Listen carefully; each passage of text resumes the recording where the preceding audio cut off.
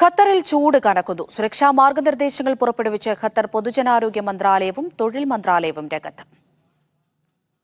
Qatar ഉൾപ്പെടെ Gulf നാടുകളിൽ വേനൽക്കാലമായതോടെ ചൂട് വർദ്ധിക്കുകയാണ്.